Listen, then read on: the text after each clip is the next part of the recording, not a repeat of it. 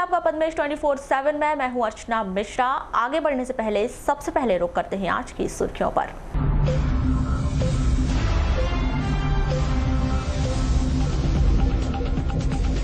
जिले की नदियों को संवारने की भोपाल में बनेगी योजना। खनिज मंत्री प्रदीप जायसवाल पीएचई मंत्री के पास रखेंगे प्रस्ताव।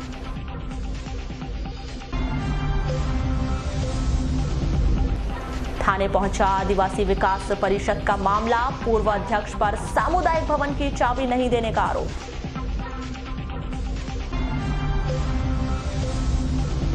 नवनिर्वाचित सांसद ढाल सिंह बिसेन का हुआ अभिनंदन।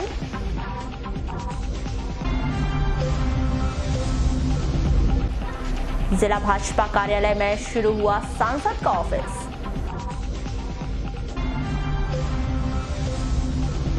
वन्य प्राणी खरगोश का शिकार करने के 3 आरोपी पहुंचे जेल।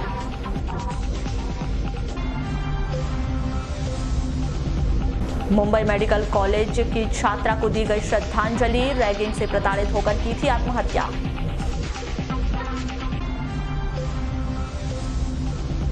और किसानों ने किया खेतों का रुख। खरीफ की फसल की तैयारी शुरू। कृषि विभाग बोला पर्याप्त है खाद और बीज का स्टॉक। और अब खबरें विस्तार से। आदिवासी विकास परिषद के वर्तमान अध्यक्ष और पूर्व अध्यक्ष के मध्य चल रहा विवाद आखिरकार थाने तक पहुंच गया। वर्तमान अध्यक्ष के समर्थकों ने रविवार को कोतवाली पहुंचकर पुराने अध्यक्ष की शिकायत दर्ज करवा दी। परिषद के नवनिर्वाचित अध्यक्ष भुवन सिंह कुर्राम बताते हैं कि 24 दिसंबर 2018 को सामाजिक लोगों की सर्वसम्मति के अनुसार उनको अध्यक्ष बनाया गया। इसके बाद भी पुराने अध्यक्ष ने आज तक समाज के सामुदायिक भवन की चाबी नहीं दी, जिस कारण सारी गतिविधि करवाने में बहुत अधिक परेशानी का सामना करना पड़ रहा है। इस बात से आहत होकर पूरे मामले की शिकायत कोतवाली थाने में की गई है।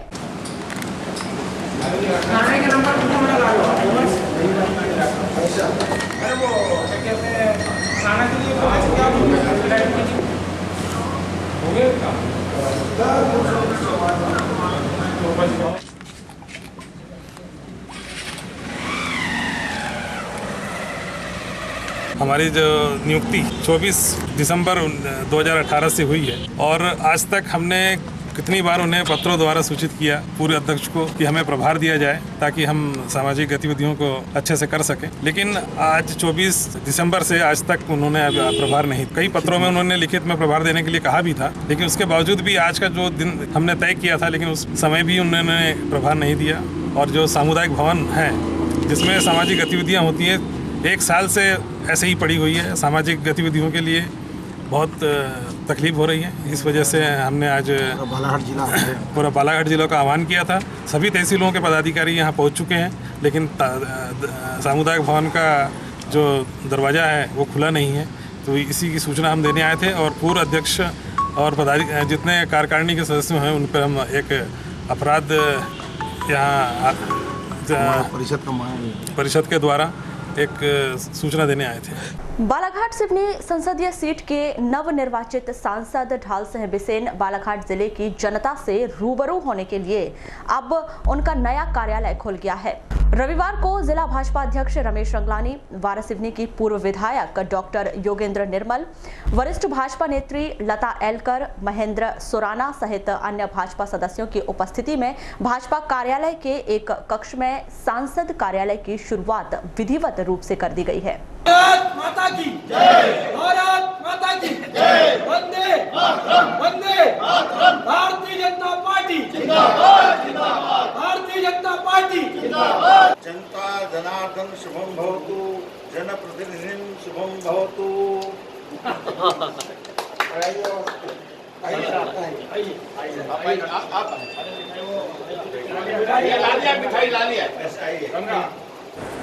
मैं जा रहा हूँ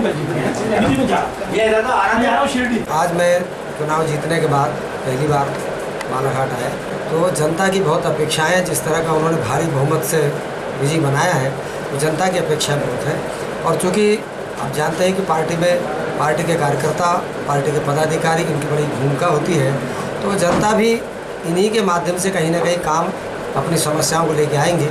तो भारतीय जनता पार्टी के कार्यालय में संसद का कक्ष इसलिए निर्मित किया गया ताकि यहाँ पर भारतीय जनता पार्टी के माध्यम से जितने भी आवेदन निवेदन आएंगे काम के लिए जो भी आएंगे उन सबका निराकरण करने की दृष्टि से मैं यहाँ बैठूँगा और जब भी बालाघाट आऊँगा तो कम से कम 2 घंटे यहाँ पर इस क्षेत्र की जनता को कार्यकर्ताओं को मिलने का अवसर मिलेगा और इसी कार्यालय के माध्यम से उनकी समस्याओं का निराकरण करने की दृष्टि से काम किया जाएगा। इसलिए आज इस कक्ष का भी शुभारंभ किया गया। लोकसभा चुनाव 2019 के दौरान भारतीय जनता पार्टी द्वारा किसानों को दी जाने वाली सम्मान निधि का वादा पूरा करते हुए जिले में भी इसकी प्रक्रिया शुरू कर दी है।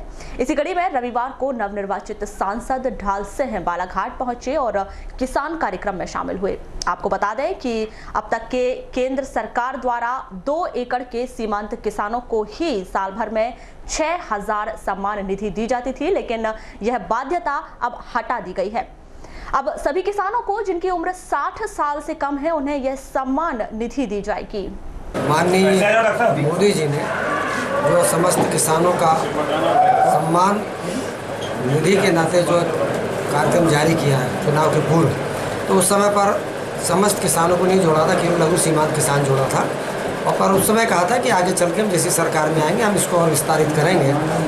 तो आज अपने उसी वादे को जैसी पहली कैबिनेट की मीटिंग हुई तो उसमें उन्हें उन समस्त किसानों को जो मूलतः किसान हैं उनको एक सम्मान निधि 6000 रुपये देना जो तय किया और इसके अलावा समस्त किसानों को जो के अंतर्गत आते हैं जो 60 साल से ऊपर के आएंगे उनको पेंशन देने का तय किया है। तो इसलिए भारतीय जनता पार्टी ने माननीय मोदी जी का, माननीय प्रधानमंत्री जी का आभार व्यक्त करने का लिए पत्र मेरे माध्यम से दिया कि एक सांसद के माध्यम से कि आप हमारी जो भारतीय जनता पार्टी की ओर से कि हम मोदी जी का आभार व्यक्त करते हैं, माननीय प्रधानमंत्री जी का आभार व्यक्त करते हैं। वो पत्र मुझे सौंपा और वो पत्र मैं माननीय प्रधानमंत्री जी को सौंपूँगा।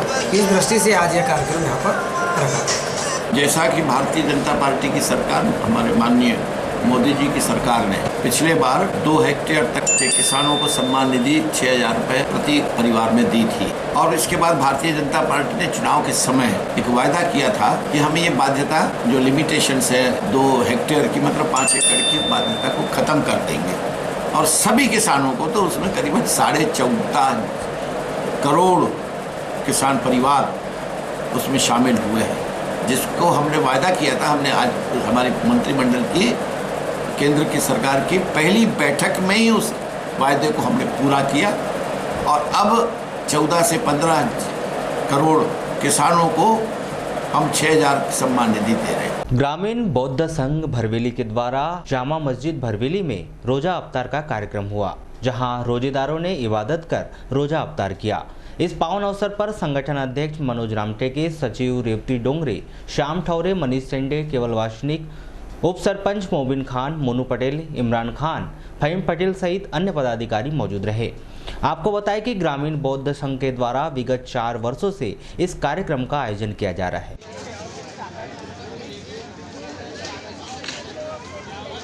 आज का जो आयोजन है ये ग्रामीण बौद्ध संघ भरवेली की तरफ से आयोजित किया गया है। क्या कार्यक्रम है? हमारे मुस्लिम भाइयों का जो रमज़ान के रोजे चल रहे हैं, तो हमारी समिति की तरफ से कौन सी समिति? इफ्तियार की ग्रामीण बौद्ध संघ भरवेली समिति की ओर से रोज़ा इफ्तियार रखा गया है। गांव में, समाज में और देश में भाईचारे और प्रेम का संदेश देने के लिए ये कार्यक्रम रखा गया है। हमारे गांव में जो ग्रामीण बौद्ध संघ भरवेली है उनके माध्यम से लगातार 4 से 5 वर्ष हो गया लगातार रोज़दारों की खिदमत को ये अंजाम दे रहे हैं। अंजुमन इस्लामिया कमेटी भरवेली की ओर से मैं इनका पुनः तहे दिल से इस्तकबाल करता हूँ और धन्यवाद करता हूँ कि इन्होंने हिंदू मुस्लिम जो हमारा देश में यहाँ आपसी भाईचारा जो बना हुआ है उसकी एक मिसाल हर साल पेश की जाती है। जिले की स्वास्थ्य व्यवस्था को पटरी पर लाने और आम आदमी को बेहतर सुविधा मिल सके, इसलिए जिला कलेक्टर दीपक आर्य के द्वारा बीते 1 महीने से लगातार जिला चिकित्सालय का निरीक्षण किया जा रहा है। कलेक्टर श्री आर्य ने लगातार समय पर अस्पताल नहीं पहुंचने वाले चिकित्सकों को नोटिस जारी किया। निश्चित ही यह मुहिम रंग लाती दिखाई दे रही है। बीते 1 सप्ताह से यह देखा जा रहा है कि जिला चिकित्सालय सहित संपूर्ण जिले में चिकित्सकों के साथ साथ पूरा मेडिकल स्टाफ समय पर ड्यूटी करने पहुंच रहा है। यहां पहल पूरे जिले में चर्चा का विषय बना हुआ है। जिसके साथ ही बेहतर सुविधाएं मिलना शुरू हो चुकी है। जिलेवासी अब यही उम्मीद लगाए बैठे हैं कि स्वास्थ्य सुविधा हमेशा इसी तरह मिलती रहे, जिससे आम आदमी को बेहतर स्वास्थ्य के लिए परेशान ना होना पड़े। जिले में नौतपा समाप्त होते ही किसानों ने खेती की ओर रुख कर लिया है। उम्मीद यही लगाई जा रही है कि समय पर बारिश हो जाए। दूसरी ओर कृषि विभाग भी अपनी तैयारियों को लेकर अब तक मुस्तैद दिखाई दे रहा है। किसानों ने खरीफ की फसल के लिए खेतों की तैयारियां शुरू कर दी है। मानसून की देरी को देखते हुए झमाझम बारिश होने के बाद ही बोहनी करने की बात कर रहे हैं। अभी हम लोग बारिश की फसल की तैयारी कर रहे हैं, बुआर बोने के लिए। अच्छा, कैसी तैयारी कर रहे हैं, क्या क्या कर रहे हैं अभी आप लोग? अभी हम लोग कर रहे हैं खाद डालें खेत में, और बस अब गट्टा वट्टा मार रहे हैं, काटे वाटे पे सब। पानी सर ज़्यादा नहीं, मुश्किल से और 15 दिन बाद पानी गिर जाएगा। खरीफ की फसल के पहले कृषि विभाग का पूरा अमला बीज उत्पादन करने वाली सभी समितियां और जिले की सभी 126 सोसाइटियों में बीजों का भंडारण कर दिया गया है। बीज की कमी नहीं है। बीते वर्षों की तरह होने वाली खाद की किल्लत को देखते हुए इस बार कृषि विभाग ने पहले से तैयारी कर रखी है। कृषि उप संचालक राजेश त्रिपाठी बताते हैं कि जिले में मांग के अनुरूप खाद का भंडारण कर लिया गया है। अभी बालाघाट जिले में शासन के निर्देशानुसार पूरा हमारा मैदानी अमला कृषि विभाग का और पूरा ज़िला और जिला प्रशासन हम लोग सभी लग करके जितनी भी हमारे बीज उत्पादक समितियां जिनके द्वारा बीज उत्पादन किया गया है यहाँ पे धान का, जहाँ जितनी भी हमारी 126 जो कोऑपरेटिव सोसाइटीज़ हैं जहाँ पे कि उपार्जन होता है, वहाँ पे हम लोग बीज का भंडारण करके और उनके माध्यम से बीज और खाद का वितरण सुनिश्चित कराने के लिए निर्देशित कर दिए हैं। उसका एक जॉइंटली हमारा और जीएम कोऑपरेटिव का जॉइंटली निर्देश भी निकल चुका है, और तो सभी जितने भी हमारे प्रोड्यूसर्स हैं बीज के, उनको सबको निर्देशित किया गया है कि वहाँ पे तत्काल भंडारण कराएं, और विदिन 3 से लेकर के और 7 दिन के अंदर वो भंडारण होकर के किसानों को वितरण कराएंगे। 25 मई से 2 जून तक चलने वाले नौतपा के 9 दिनों में जिले में जहां नौतपा 7वें और 8वें दिन बादलों की आंख मिचोले के कारण जिले वासियों को गर्मी से राहत मिली, तो वहीं नौतपा के आखिरी दिन रविवार को आसमान से जैसे आफत ही बरस रही थी। सुबह 10 बजे ही तापमान 35 से 40 डिग्री पहुंच गया था, तो दोपहर होते होते सूरज के तेवर और अधिक बढ़ गए। रविवार का दिन होने के बाद भी सड़कों पर बहुत ही कम भीड़ दिखाई दी। जो लोग घरों से बाहर निकले वहां स्वयं को धूप से बचाते हुए सिर और मुंह पर कपड़ा बांधे हुए निकले। नौतपा की समाप्ति के बाद अब हर किसी को उम्मीद यही है कि जल्द से जल्द जिले के भीतर मौसम मेहरबान हो और लोगों को भीषण गर्मी से राहत मिले।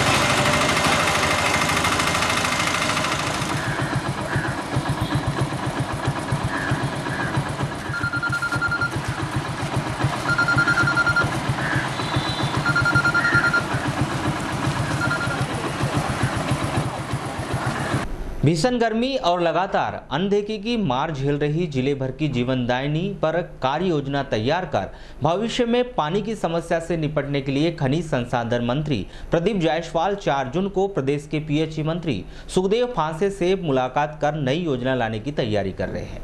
नदियों में हो रहे लगातार उत्खनन, अवैध उत्खनन के कारण बीते वर्षों से जिले की नदियों में पानी ठहर नहीं पा रहा है। नतीजा इस वर्ष जिले की सबसे बड़ी नदी वैनगंगा सूख गई। बारासिवनी की चेन्नई नदी अपने अस्तित्व के लिए संघर्ष कर रही है। रजे गांव की प्यास बुझाने वाली घिसरी नदी आज किसी नाले में तब्दील होती दिखाई दे रही है। वैनगंगा नदी पर लगातार पानी के लिए दबाव बढ़ता जा रहा है। यही हालात बने रहे तो भविष्य में स्थिति विकराल हो जाएगी।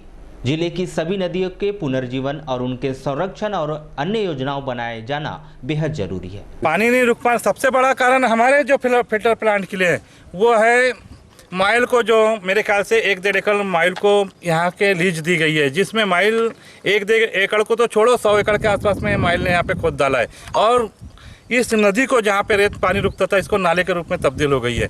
मैं चाहता हूँ शासन से भी कि इसको तत्काल उनकी लीज को निरस्त किया जाए कि रेत जमा रहे, कम से कम लोगों को शुद्ध पेयजल उपलब्ध हो। बालाघाट जिले में देखा जाए तो सबसे ज़्यादा रेत का उत्खनन जो हो रहा है वो सब नदियों को प्रभावित कर रहा है, जिसके कारण पानी का कलेक्शन होना वो कलेक्शन नहीं है। जैसे गंगा नदी उसकी जो वस्तु स्थिति है अभी वहाँ पे जितना पानी रहता था उसका जो पानी का लेवल तो बहुत नीचे जाता है और पानी की जो सप्लाई है वहीं से पूरे ज़िले के अंदर, तो वो जो पानी की सप्लाई प्रॉपर सही तरीके से पानी की कमी होने के कारण हो रहा है। और सबसे ज़्यादा जो है इसमें रेत खनन जो है बालाघाट की। तो क्या अपेक्षा रखते हैं आप सरकार से और जिला प्रशासन से? हम चाहते हैं कि सरकार इस पर ध्यान दे और सरकार के जो मंत्री हैं उस पर ठोस कदम उठाएं। मध्य प्रदेश शासन जिला प्रशासन के द्वारा संचालित की जाने वाली जन सुनवाई कितनी कारगर है यह मैदानी स्तर पर दिखाई देती है। ऐसा ही एक मामला जिला मुख्यालय से लगी हुई धापेवाड़ा पंचायत में दिखाई दे रहा है, जहां मकान टूटने पर आर्थिक मदद की गुहार लगाते हुए पीड़ित कार्यालय के चक्कर लगा रहे हैं।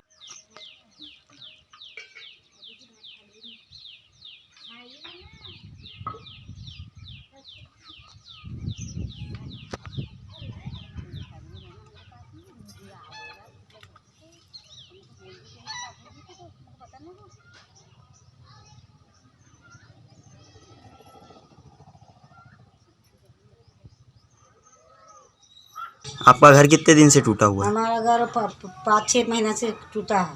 आपने कहीं शिकायत करे थे? हाँ करे थे, कलेक्टर ऑफिस में, वहाँ सुनती नहीं कोई। और सरपंच के पास? सरपंच को भी कहते हैं तो कहे आधार सहायिका आएगी, कहे अब काग बनेगा घर का। और सचिव के पास? सचिव के पास भी जाता तो इसे बोलते हैं। तो आपका घर पूरा टूट गया है? पूरा टूट गया, रहने के लिए जगह नहीं है। अब घर नहीं बनेगा तो कहाँ रहोगे आप? अब क्या मालूम, हमको पानी में रहना पड़ेगा। कहाँ रहेंगे, कोई रहने नहीं देंगे तो कहाँ रहेंगे। मुंबई के एक मेडिकल कॉलेज में अध्ययनरत छात्रा द्वारा रैगिंग के बाद उठाए गए आत्महत्या के कदम के विरोध में रविवार को आदिवासी समाज के लोगों ने मिलकर शहर के जय स्तंभ चौक में एकत्रित हुए और सभी ने कैंडल जलाकर छात्रा को श्रद्धांजलि दी। आदिवासी विकास परिषद के अध्यक्ष भुवन सिंह कुर्राम ने दोषियों के विरुद्ध कार्यवाही की मांग की है।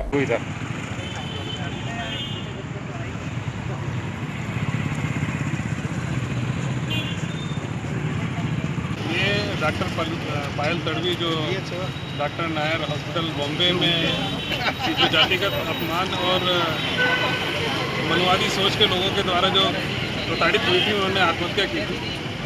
उन्हीं को न्याय के लिए उन्हें श्रद्धांजलि के स्वरूप ये कैंडल मार्च किया। अनुविभागीय अधिकारी पुलिस परसवाड़ा के नगर निरीक्षक लेखराम मरकाम और निरीक्षक रोहित यादव पुलिस थाना परसवाड़ा की अगुवाई में पुलिस थाना परसवाड़ा में स्थानीय शांति समिति और नागरिकों की एक विशेष बैठक का आयोजन दोपहर में आयोजित हुआ, जिसमें क्षेत्र में शांति व्यवस्था सहित आगामी त्योहार ईद उल फितर के संबंध में विशेष चर्चाएं की गई। आज थाने में 11 बजे से शांति सभा की मीटिंग बैठाई गई, जिसमें हर समाज के लोग यहाँ पे आए जी और सबने अपने विचार रखे। हमारा जो त्यौहार है वो बड़े हर्षोल्लास के साथ मनाया जाएगा, इसमें कोई प्रकार की परेशानी नहीं आने वाली है जी। और ईद की जो नमाज रहेगी वो 9:30 बजे कब्रिस्तान में ईदगाह में पढ़ी जाएगी। अच्छा। और उसके बाद सब एक दूसरे से गले मिल के एक दूसरे को ईद की बधाई देंगे। दिनांक 5/6/2019 को ईद का त्यौहार है। इस संबंध में ईद के संबंध में समाजजनों को बुलाया गया और थाना परसवाड़ा के अंतर्गत शांति समिति की बैठक ली गई है। इस बैठक में समाजजन भी शामिल हुए हैं और उनसे चर्चा की गई है ईद के संबंध में। पूरे इंतज़ाम व्यवस्था में कहाँ पुलिस की आवश्यकता है, किस तरीके का पुराना इतिहास रहा है और किस तरीके से इसे सामाजिक सौहार्द और शांतिपूर्ण तरीके से मनाया जा सकता है, इस संबंध में चर्चा की गई है। बहुत अच्छे विचार निकल कर आए हैं और इसका निष्कर्ष यह होगा कि आगामी जो त्यौहार है बहुत ही शांतिपूर्ण तरीके से मनाया जाएगा और पुलिस की इसमें ड्यूटी रहेगी और पुलिस तत्परता से कार्य करके इस त्यौहार को शांतिपूर्ण तरीके से संपन्न करेगी। जिले के किरनापुर थाना अंतर्गत गोंदिया रोड के नेवर गांव चौक पर हाथ ठेला और बाइक की टक्कर हो जाने से 3 लोग घायल हो गए, जिन्हें उपचार के लिए जिला अस्पताल में भर्ती किया गया है। जानकारी के मुताबिक जोगाबाई उम्र 70 वर्ष, आंचल उम्र 20 वर्ष, निवासी ग्राम मोहगांव, थाना हट्टा, ओम प्रकाश वैद्य उम्र 45 वर्ष निवासी नेवर गांव के साथ मोटरसाइकिल से गोंदिया जिले के दसगांव जा रहे थे। इसी दौरान नेवर गांव चौक पर एक हाथ ठेले से इनकी टक्कर हो गई। बाइक सवार सभी तीनों घायल हो गए। स्थानीय जनों की मदद से 108 एम्बुलेंस के माध्यम से इन्हें जिला अस्पताल में भर्ती कराया गया है। नगर के डाइट संस्थान में आयोजित शिक्षक प्रशिक्षण कार्यक्रम का आज समापन किया गया। आपको बता दें कि यह प्रशिक्षण कार्यक्रम 9 मई से आयोजित किया गया था, जिसमें 5 चरणों में करीब 1000 शिक्षकों को दक्षता कार्यक्रम और शाला सिद्धि के तहत DRG के द्वारा प्रशिक्षण प्रदान किया जा रहा था। यात्रा भत्ता देयक को शीघ्र आप लोग भर के उसकी संप्राप्ति और पूर्ति कर लें, ताकि उसको हम इकट्ठा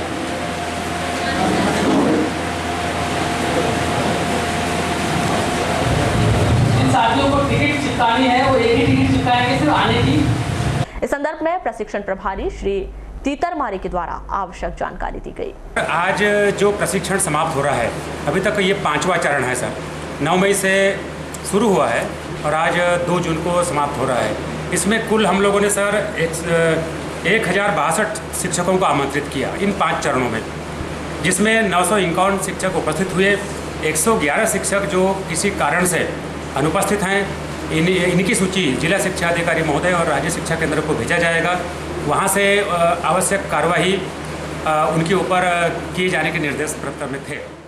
नगर के भटेरा चौक स्थित शीतल पैलेस होटल में ग्रीष्मकालीन हस्तकरघा प्रदर्शनी का समारोह पूर्वक शुभारंभ किया गया। इस कार्यक्रम में प्रमुख अतिथि के तौर पर स्वतंत्रता संग्राम सेनानी श्री ताम्रकार सहित अन्य अतिथिगण मौजूद रहे। इस कार्यक्रम के संदर्भ में प्रबंधक शिव कुमार डेकाटे ने क्या कहा, आइए जानते हैं।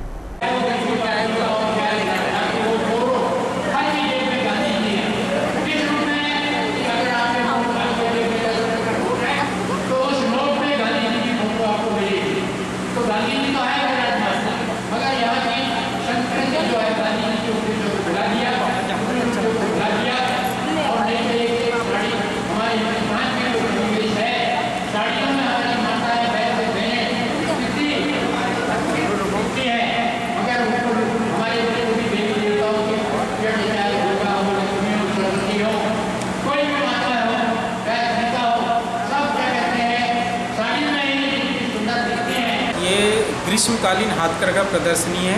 इस प्रदर्शनी में जिले में उत्पादनकर्ता बुनकर सदस्य हैं, उनके उत्पादों को रखा गया। इसके साथ ही सौंसर जो छिंदवाड़ा क्लस्टर है, वहाँ के बुनकरों के द्वारा उत्पादित वस्त्र और साड़ियाँ भी इस प्रदर्शनी में रखी गई है।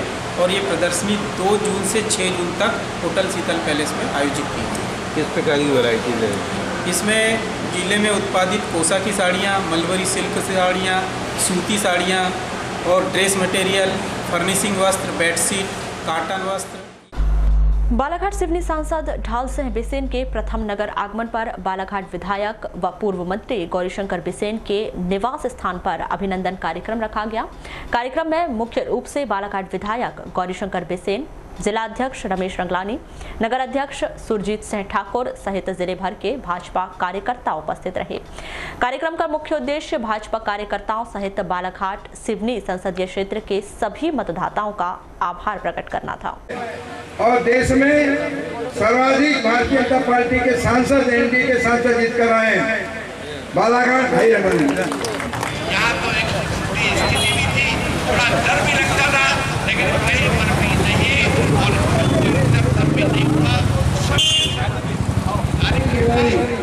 और मैंगो से उसके साथ साथ इसके बाद चावल है मीठा। गुजरात में जैसा मीठा चावल बनता है वैसे गुजरात का मीठा चावल है। घी में जला हुआ चिंदौर का चावल है। हाँ, ये बताइए। आज हमारे बालाघाट सिवनी क्षेत्र के यशस्वी सांसद डॉक्टर ढाल सिंह बिसेन जी का सम्मान समारोह, साथ ही हमारे उन सभी मतदाताओं का जिन्होंने ऐतिहासिक मतों से बालाघाट सिवनी क्षेत्र से उनको जिताकर नरेंद्र मोदी जी को देश का प्रधानमंत्री बनाया, ऐसे मतदाताओं का आभार व्यक्त करने, साथ ही उन श्रेष्ठ कार्यकर्ता जिनके अथक मेहनत प्रयास से यह ऐतिहासिक जीत बालाघाट को मिली है, इसके लिए हम जिले की बिरसा तहसील में वन विभाग की टीम ने मुखबिरों की सूचना के आधार पर वन्य जीव खरगोश का फंदा लगाकर शिकार करने वाले 3 आरोपियों को गिरफ्तार कर जेल भेज दिया है। आरोपियों के पास से खरगोश का मांस शिकार करने के लिए लगाया फंदा जब्त किया है। बिरसा रेंजर परशुराम मदनकर ने बताया कि रविवार को खरगोश का शिकार करने वाले आरोपी दुकलू उम्र 30 वर्ष, छतर उम्र 36 वर्ष, गौतर उम्र 30 वर्ष सभी निवासी ग्राम तोसार बिरसा के विरुद्ध वन्य प्राणी संरक्षण अधिनियम के तहत कार्यवाही कर जेल भेज दिया गया है। 31 मई 2019 की रात्रि में एक सूचना आई मुखबिर द्वारा कि कुछ लोगों ने ग्राम तुषार के कुछ लोगों ने खरगोश को फंदा लगा करके मारा है और उसका शिकार किया और उसका मांस खाने का प्रयास के लिए इन लोगों ने उसको घर में ले जाकर आपसी बंटवारा किया। जैसे ही मुखबिर सूचना प्राप्त हुई तत्काल हमारा स्टाफ ग्राम खुदान होते हुए तुषार गया और इन 3 आरोपियों से दुकलू पिता बीरन, छतरू पिता घूरन, गौतर पिता घूरन, जाति बैगा, साकिन तुषार, इनके पास से क्रमशः मतलब खरगोश का 200 ग्राम मटन, खरगोश फंसाने का फंदा, काटने की लकड़ी, पटा और कुल्हाड़ी जब्त किए। इनके प्रथम दृष्टया से अपराध में और कबूलियत बयान के अनुसार इन्होंने खरगोश को फंदे लगा करके मारना एवं उसका मांस पकाकर खाने का अपराध कबूल किए हैं, जिन्हें आज दिनांक 2/6/2019 को माननीय न्यायालय बैहर में पुलिस रिमांड में इबादतों, रहमतों, बरकतों, अमतों और मगफिरत का माह रमजान जल्द ही हमसे रुखसत हो जाएगा। 2 जून को 27वां रोजा मुकम्मल हो चुका है और मंगलवार को चांद दिख गया तो 5 जून को ईद उल फित्र का त्योहार मनाया जा सकता है, वो भी चांद की तस्दीक होने पर। ईद की तैयारियां समस्त मुस्लिम समुदाय द्वारा बड़े उत्साह के साथ की जा रही हैं। पवित्र माह रमजान में इबादतों का दौर जारी है जो अंतिम पड़ाव में चल रहा है। 2 जून को 27वां रोजा मुकम्मल हुआ, 3 जून को 28वां, 4 जून को 29वां रोजा किया जाएगा और 4 जून को चांद दिख गया तो दूसरे दिन यानी 5 जून को चांद दिखा तो 6 जून को ईद उल फित्र का त्योहार मुस्लिम समुदाय के द्वारा हर्षोल्लास के साथ मनाया जाएगा। प्लेटें नहीं है क्या? भाई प्लेटिंग आई।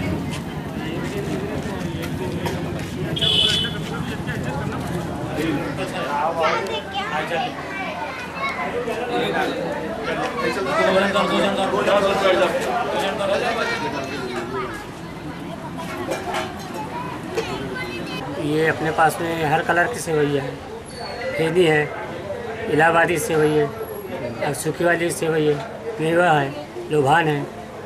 जो सेवइयाँ हैं तो इसमें सबसे अधिक पसंद कौन सी सेवई होती है, मांग आ रही है? ये अपने मेवा वाली जो फेनी है वो ज़्यादा चलती है। उसके लिए डिमांड हो रही है। तो इस बार रेट में कोई बढ़ोतरी हुई होगी पिछली बार? नहीं, पिछली बार की और बढ़ोतरी नहीं हुई है। तो भीड़ भी बढ़ गई होगी दुकानों में? चालू है, रहे कि चालू है अभी। तो ये कहाँ से आती है सभी आपको? ये नागपुर से आती है। नागपुर हैदराबाद से आती है। तो फेनी सेवई उसमें क्या है? फेदी क्या है, डालडे घी से बनी हुई है, उसको पकाना नहीं, यानी उसमें घी में तलना नहीं पड़ता, फिर उसको तुरंत दूध शक्कर डाल। लालबर्रा के सामुदायिक स्वास्थ्य केंद्र के सभा कक्ष में 1 जून को प्रातः 11 बजे से विशेष मलेरिया माह कार्यशाला का आयोजन किया गया। यह कार्यशाला खंड चिकित्साधिकारी डॉक्टर TC मेश्राम, विकास खंड कार्यक्रम समन्वयक भुवनेश बोपचे व आयुष चिकित्सक डॉक्टर मुकेश चौहान की प्रमुख उपस्थिति में संपन्न हुआ। कार्यशाला में उपस्थित स्वास्थ्य कर्मियों को मलेरिया निरोधक माह जून 2019 के संबंध में जानकारियों से अवगत कराते हुए BMO डॉक्टर TC मेश्राम ने बताया कि शासन के निर्देशानुसार वेक्टर जनित रोग नियंत्रण कार्यक्रम के अंतर्गत 1 जून से 30 जून तक मलेरिया माह का आयोजन किया गया है, जिसमें विकास खंड सेक्टर स्तरीय एवं पंचायत स्तरीय कार्यशाला का आयोजन किया जाना सुनिश्चित किया गया है। डॉक्टर मेश्राम ने बताया कि मलेरिया निरोधक माह के दौरान पॉम्पलेट, पोस्टर वितरण, बुखार पीड़ित व्यक्तियों की रक्त पट्टी बनाकर त्वरित जांच और मौलिक उपचार, मच्छरदानी का अधिकतम प्रयोग हेतु जनमानस को प्रेरित करना, कुएं, तालाबों, पोखरों में गम्बूसिया मछली डालने के लिए प्रेरित किया जाएगा। साथ ही विभाग के निर्देशानुसार मलेरिया रथ के द्वारा भ्रमण कर जागरूकता फैलाई जाएगी। मच्छर से फैलने वाली बीमारियों के संबंध में बताया गया है। मादा एनाफिलिस मच्छर जब किसी को काटती है तो शरीर के अंदर Plasmodium vivax, Plasmodium ovale, Plasmodium टर्सेरियम या प्लाज्मोडियम फेल्सियम फेरम को अंदर कर देती है। तो जिस अवस्था में प्लाज्मोडियम फेल्सीफेरम शरीर के अंदर आता है तो विभिन्न लक्षणों को उत्पन्न करता है, जिसमें दिमागी बुखार से लेकर कैदस्त सामान्य अवस्था में किसी भी समय दिखाई देती है। पर्टिकुलर बरसात के दिन में जब मलेरिया का प्रभाव होता है तो फेल्सीफेरम मलेरिया के द्वारा जो है अधिकतर इलाके में कैदस्त देखा गया है। इसलिए तमाम जनता जनार्दन से भी अनुरोध किया जाता है कि बरसात के दिनों में जब भी किसी को कैदस्त लगे तो पानी का इन्फेक्शन नहीं समझने के साथ ही साथ मलेरिया की जांच अवश्य करा ले।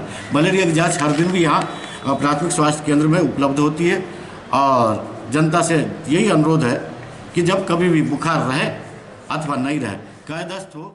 जल उपभोक्ता संस्था के चुनाव प्रक्रिया की अधिसूचना जारी होने के बाद स्थानीय तहसील कार्यालय में 1 जून से चुनावी प्रक्रिया प्रारंभ हो गई है, जिसमें प्रातः 10:30 बजे से शाम 5 बजे तक 200 रुपए नामांकन शुल्क के साथ सदस्यों से नामांकन पत्र लिए जा रहे हैं। नाम निर्देशन पत्र जमा करने के दूसरे दिन 2 जून को 16 कृषकों द्वारा नाम निर्देशन पत्र जमा किए गए। इसके पहले 1 जून को 8 कृषकों के द्वारा नाम निर्देशन पत्र जमा किया गया था। इस तरह अब 2 दिनों में कुल 24 कृषकों के द्वारा नाम निर्देशन पत्र जमा किए जा चुके हैं। आपको बता दें कि लालबर्रा ब्लॉक अंतर्गत कुल 18 जल उपभोक्ता संस्था हैं, जिसमें से 12 संस्थाओं में से 44 पद एवं 6 संस्थाओं में 2-2 पदों के लिए चुनाव संपन्न। मैं आज नामांकन के दूसरे दिन कुल 16 फॉर्म आए हैं विभिन्न जल उपभोक्ता संस्थाओं से। अब यानी 16 संस्था और 24 संस्थाओं से फॉर्म आए हुए हैं। 24 सदस्यों के फॉर्म आए हैं। कुल 60 सदस्यों का निर्वाचन होना है। तो अभी जो है 36 सदस्यों के फॉर्म आना शेष है, जो कल आखिरी अंतिम दिन है। कल शाम 5 बजे तक सभी फॉर्म आ जाएंगे ऐसी उम्मीद है। लालबर्रा नगर मुख्यालय के पावर हाउस आमाटोला स्थित डॉक्टर अंबेडकर सामुदायिक भवन में ब्लॉक मरारमाली समाज के तत्वाधान में 2 जून को दोपहर 2 बजे से कक्षा 10वीं और 12वीं में उत्कृष्ट अंक अर्जित करने वाले प्रतिभावान बच्चों का प्रतिभा सम्मान समारोह आयोजित किया गया। यह कार्यक्रम ओम प्रकाश बाहेश्वर, जिला पंचायत सदस्य झामसे नागेश्वर सहित समाज के अन्य वरिष्ठ जनों की उपस्थिति में संपन्न हुआ। इस अवसर पर सबसे पहले अतिथियों और स्वजातीय बंधुओं के द्वारा महात्मा ज्योतिबा फुले और माता सावित्री फुले के छाया चित्र के समक्ष दीप प्रज्वलित व माल्यार्पण कर पूजन अर्चन किया गया और इसके बाद बच्चों के द्वारा स्वागत गीत प्रस्तुत कर अतिथियों का स्वागत सत्कार किया गया और इसके बाद बच्चों के द्वारा मनमोहक सांस्कृतिक कार्यक्रम प्रस्तुत किए गए।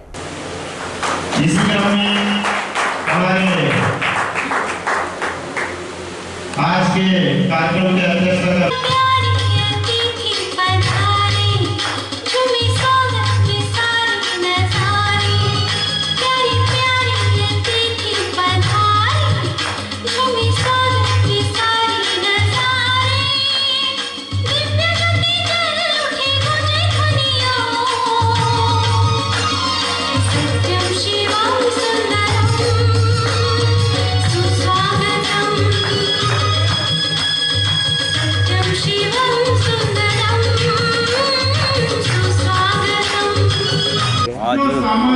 ब्लॉक मरारमाली समाज की ओर से ब्लॉक स्तर पर जो हमारे प्रतिभावान छात्राएं हैं उनका सम्मान समारोह रखा गया है। ब्लॉक मरारमाली समाज के तत्वाधान में तो 80% से ऊपर अंक लेकर के हमारे छात्र जो उत्तीर्ण हुए हैं उनको समाज के द्वारा सम्मानित किया जा रहा है, जिससे हमारे छात्राओं में प्रतिभा उनकी भावना हो, जिसमें प्रतिस्पर्धा करने की भावना हो और उनमें कंप्यूटर की भावना उत्पन्न हो, जिससे उन्हें प्रेरणा मिले।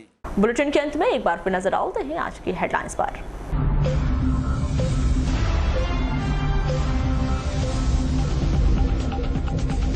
जिले की नदियों को संवारने की भोपाल में बनेगी योजना। खनिज मंत्री प्रदीप जायसवाल पीएचई मंत्री के पास रखेंगे प्रस्ताव।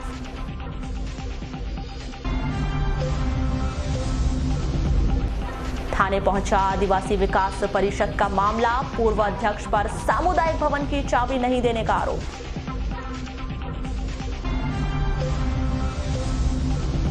नवनिर्वाचित सांसद ढाल सिंह बिसेन का हुआ अभिनंदन।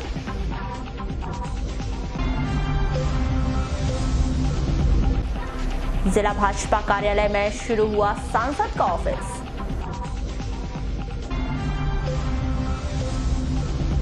वन्य प्राणी खरगोश का शिकार करने के 3 आरोपी पहुंचे जेल।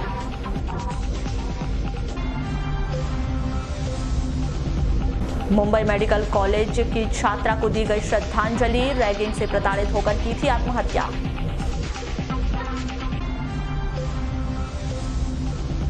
और किसानों ने किया खेतों का रुख। खरीफ की फसल की तैयारी शुरू। कृषि विभाग बोला पर्याप्त है खाद और बीज का स्टॉक। तो ये थी अभी तक की खास खबरें। खबरों की ज्यादा जानकारी के लिए लॉग इन कीजिए www.balaghategxpress.in पर। इसके अलावा आप अपने एंड्रॉइड फोन से प्ले स्टोर पर जाकर बालाघाट एक्सप्रेस ऐप भी डाउनलोड कर सकते हैं। तो आज बुलेटिन में बस इतना ही। अगले न्यूज बुलेटिन के साथ फिर मुलाकात होगी। तब तक के लिए नमस्कार।